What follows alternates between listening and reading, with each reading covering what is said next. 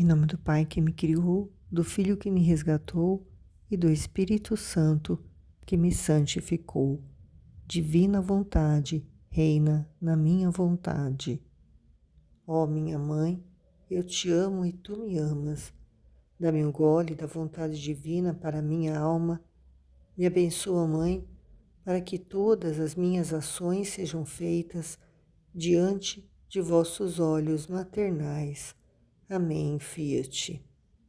Suprema Majestade, eu venho em sua divina vontade, em nome de todos, do primeiro ao último homem que existirá na terra, para dar a ti as homenagens que tendes direito, as adorações, os louvores, o amor que cada criatura lhe deve, as ações de graça e fazer todas as reparações por todos e por cada pecado.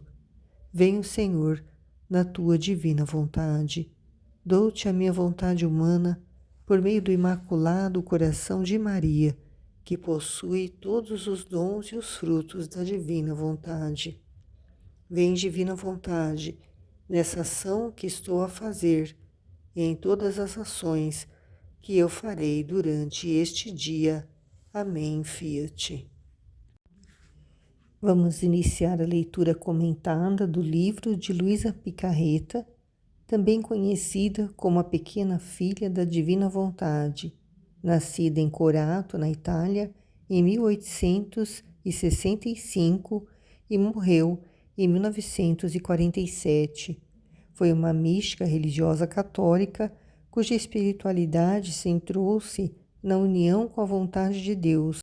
Seus escritos incluem 36 volumes de seu diário espiritual, intitulado pelo próprio Jesus, de Livro do Céu. O reino da divina vontade em meio às criaturas.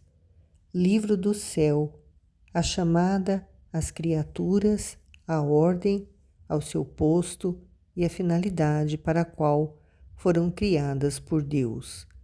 Volume 1. Em nome do Pai, e do Filho, e do Espírito Santo.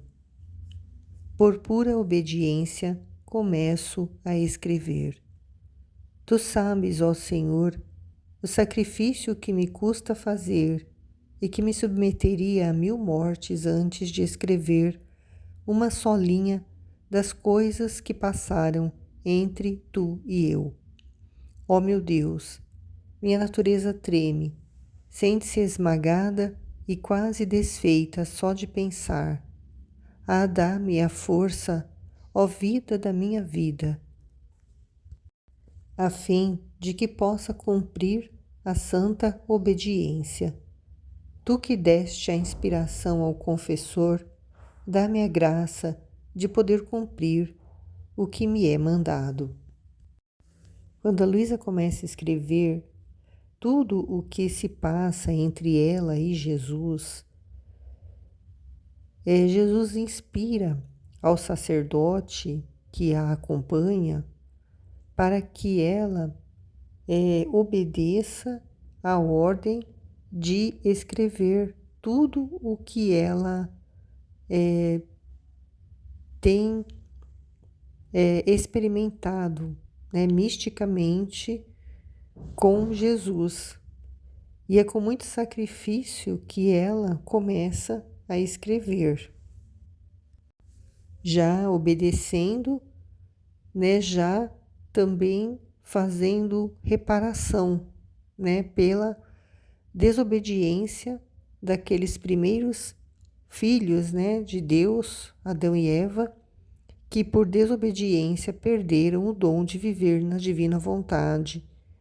Então, Luísa, que vai ser preparada durante mais de 60 anos, ela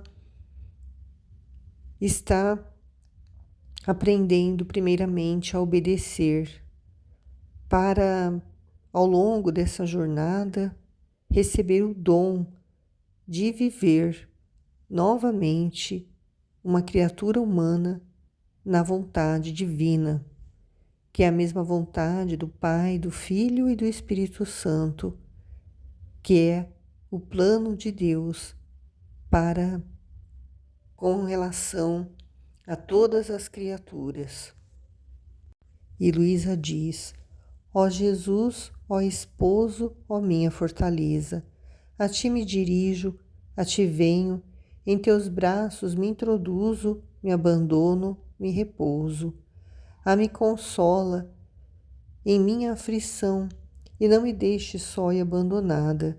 Sem sua ajuda estou certa de que não terei força de cumprir essa obediência que tanto me custa. Me vencerá o inimigo e temo ser repudiada justamente por ti, por minha desobediência. Olha para mim e olha para mim outra vez, ó Santo Esposo, nestes teus braços. Vê quantas trevas me rodeiam. São tão densas que não deixam entrar nem sequer um átomo de luz na alma. Ó meu místico Sol Jesus, resplandeça esta luz em minha mente, a fim de que faça fugir as trevas e possa livremente recordar as graças que fez a minha alma.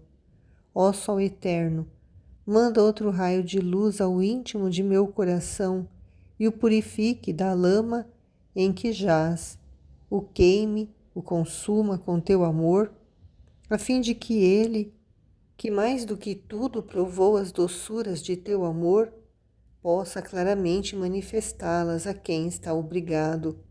A culpa é minha, meu Sol Jesus. Manda outro raio de luz ainda sobre meus lábios, para que possa dizer a pura verdade, com a única finalidade de conhecer se é verdadeiramente você ou bem ilusão do inimigo. Mas, ó Jesus, quão escassa de luz vejo-me ainda nestes braços teus. Contenta-me, tu que tanto me amas, continua a mandar-me luz. Ó meu sol, meu belo, propriamente quero entrar no centro, a fim de ficar toda abismada nesta luz puríssima.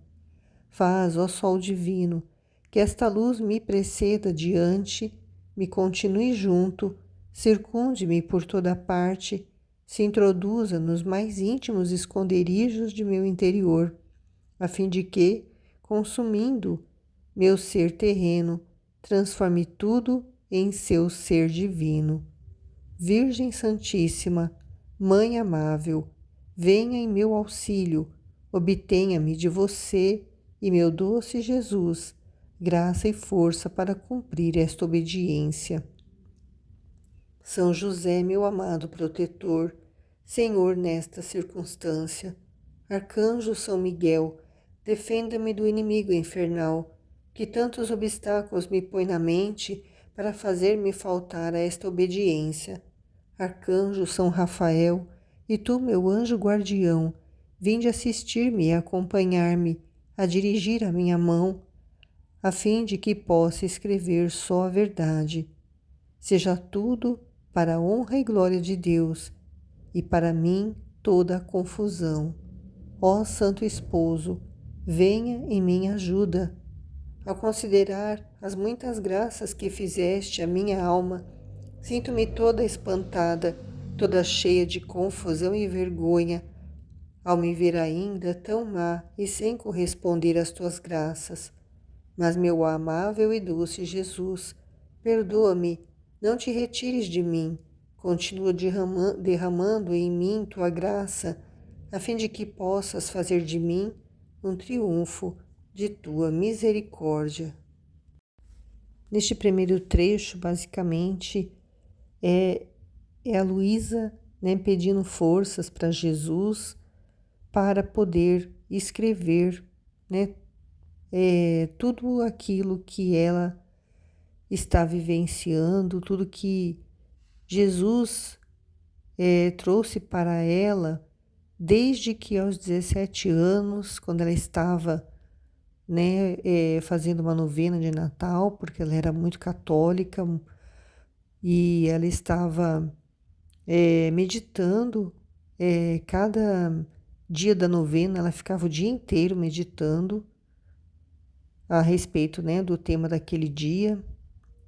E aí ela teve uma experiência de ver Jesus. E aí, a partir deste momento, né, que começa a acontecer, né, essa intimidade com Jesus, essa conversa, ele se mostrar para ela, falar para ela do sofrimento dele. E aí, né, depois de muito tempo é que ela começa a escrever por obediência ao sacerdote. Então ela se sente assim, é, ela era muito tímida, ela não queria que as pessoas da cidade, né, tomasse conhecimento de tudo aquilo que ela vivia com Jesus, né? Ela queria que ficasse só entre eles, que ninguém soubesse. Por isso que ela pede tanta ajuda para ele, tanta luz, né? Para que ele pudesse, né? Introduzir ela nos esconderijos, né? Do interior dela, do interior dele, né? Ela queria se esconder dentro dele, né? Ela queria pedir ajuda da Mãe Santíssima, né? De Nossa Senhora para auxiliar ela também a cumprir essa obediência de escrever, porque ela não achava que Jesus ia exigir isso dela, pedir isso dela, né? E Jesus, ele pede justamente assim, através de uma inspiração pelo sacerdote, porque para ela já compreender, né, o valor da obediência, porque a desobediência foi que causou o pecado original, né? Quando Adão e Eva desobedeceram, comendo o fruto, né, da árvore do bem e do mal, e conheceram, né, o mal. Eles só conheciam o bem, eles não precisavam de mais nada, mas eles, por causa de uma vontade humana que nós temos, eles optaram por desejar conhecer, o livre-arbítrio, né? Eles decidiram conhecer, eles queriam se tornar como Deus. Eles foram enganados e por isso eles acabaram cedendo, né, a desobedecer a Deus. Então eles se retiraram da vontade de Deus e passaram a viver só da vontade humana, que traz desconfiança de Deus, medo de Deus, vergonha de Deus. Todos esses sentimentos que antes eles não tinham, porque a confiança reinava ali entre eles e entre Deus. Então, a Luísa, ela pede também ajuda de São José, de São Miguel, de São Rafael, do anjo da guarda, né, para acompanhar ela e dirigir a mão dela, né, para que ela possa escrever só a verdade, só aquilo que realmente se passou entre ela e Jesus, né, que tudo seja para a honra e glória de Deus e para ela toda a confusão que poderia gerar, né, através de chegar às mãos, né, dos sacerdotes, tudo isso que ela iria escrever, pedindo ajuda para Jesus, né, para continuar derramando graças na alma dela, né? Ela estava cheia de confusão e vergonha, né, ainda se sentindo má, né, e pedindo perdão e tudo mais que com o tempo ela vai compreender. Segundo trecho. Começa sua narração aos 17 anos e só põe as primeiras duas meditações. E agora começo a novena do Santo Natal.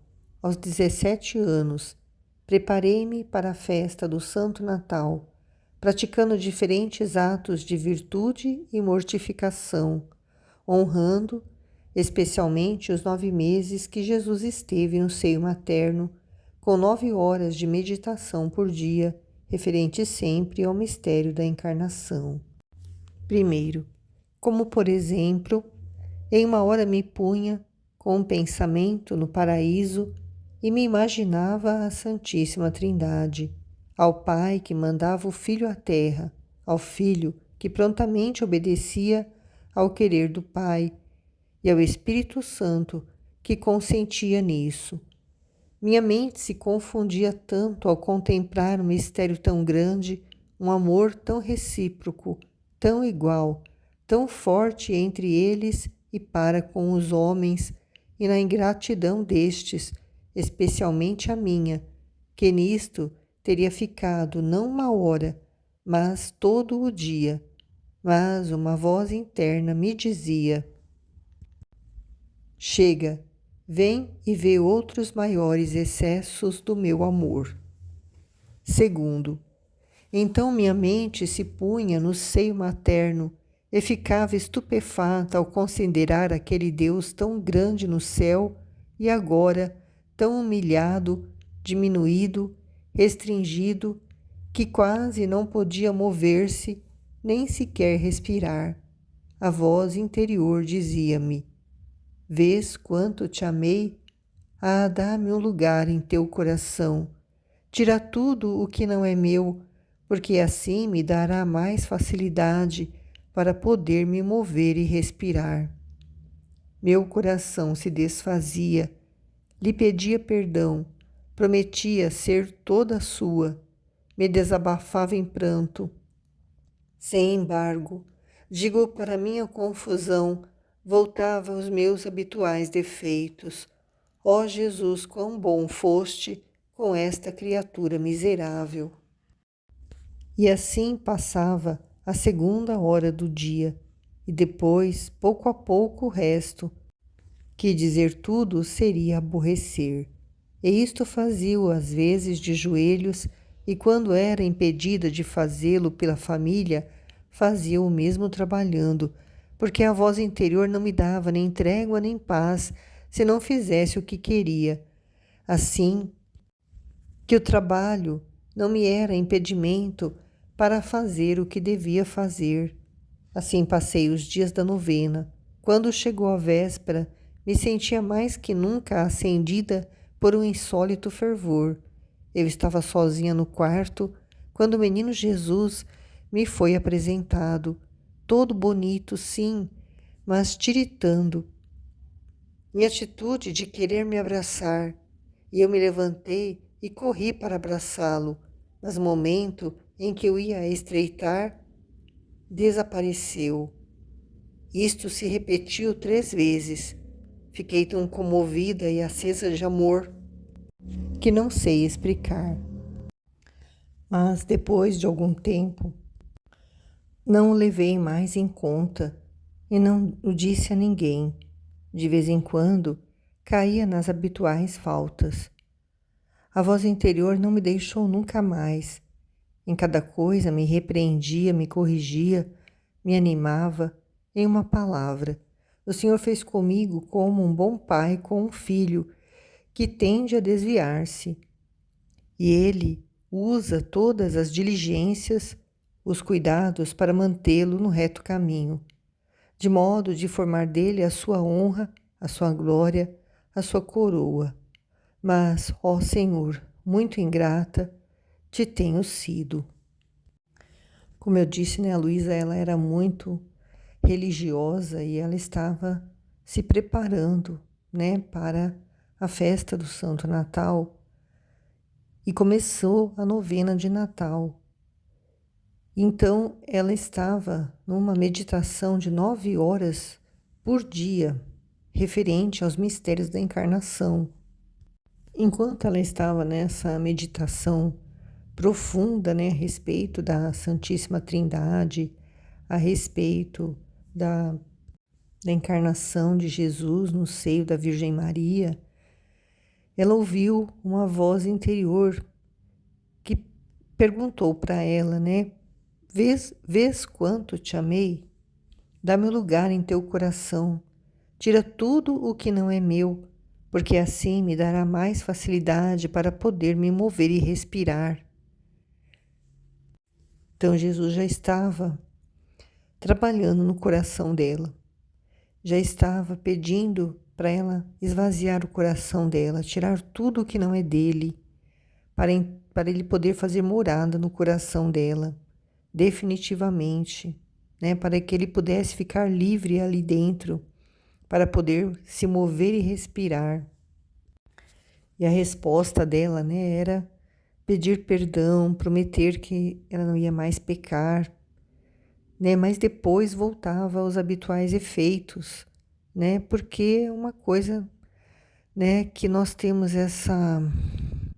esse germe, né, do pecado original, né? E a gente está sempre, né, voltando, né, fazer aquelas coisas que a gente se propôs a não fazer mais. Mas é um processo, né, que nós vamos levando na nossa vida. O importante é a gente estar sempre nesse se esvaziar, né, tirar tudo que não pertence a Deus, tudo que é trevas, tudo que é